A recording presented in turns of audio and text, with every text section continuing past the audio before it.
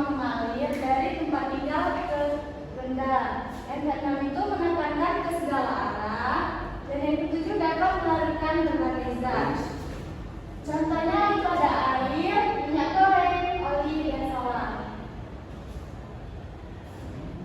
Yang ketiga itu benda gas.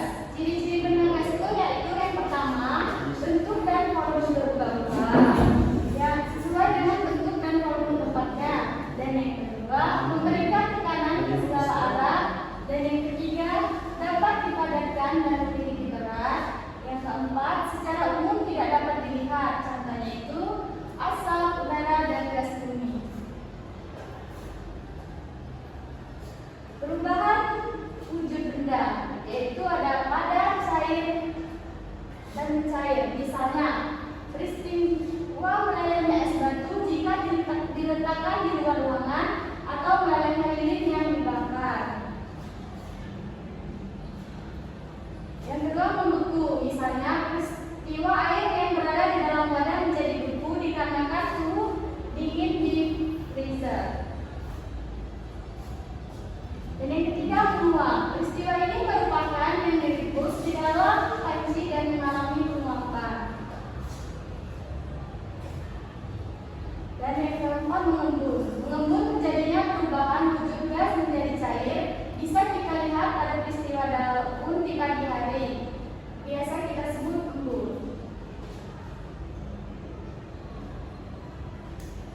Menyublim. Hal tersebut terjadi pada kapur yang dimana ketika diletakkan di lemari lama-kelamaan akan menjadi gas.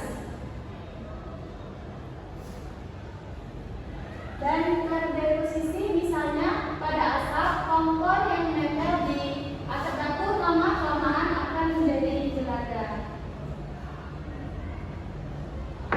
Dari penjelasan itu tadi, apakah kalian sudah mengerti? Sudah, Bu. Jika kalian sudah mengerti, Ibu ingin bertanya apa yang dimaksud dengan zat padat, zat cair, dan zat gas? Saya, Bu. Oke, Nia.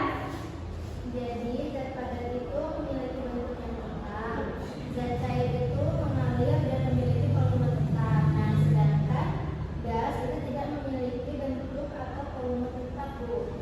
Ya, betul sekali. Kita sudah paham. Di sini Ibu akan membagi kelompok menjadi dua kelompok.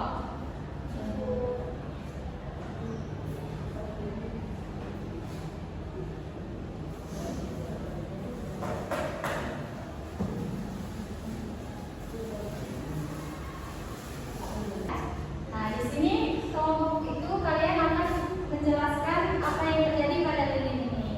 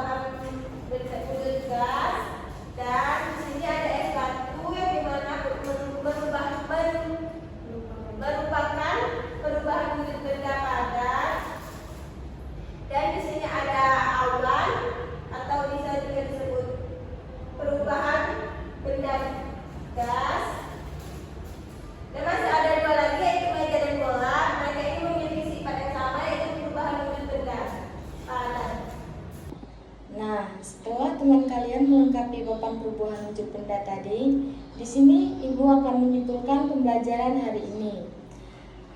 Kita belajar bahwa wujud benda dapat berubah melalui perubahan suhu, benda padat dapat mencair menjadi cairan, cairan bisa membeku menjadi padat, dan cairan bisa berubah menjadi gas saat dipanaskan. Sebaliknya, gas bisa mengembun menjadi cairan saat didinginkan.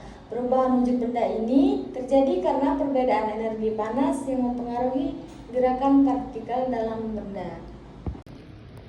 Baiklah, itu saja materi yang dapat Ibu sampaikan.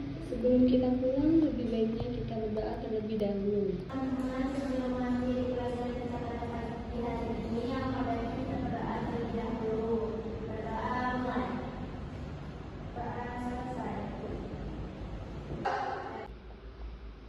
Baiklah, sampai jumpa di pertemuan selanjutnya. Ibu akhiri. Wassalamualaikum warahmatullahi wabarakatuh.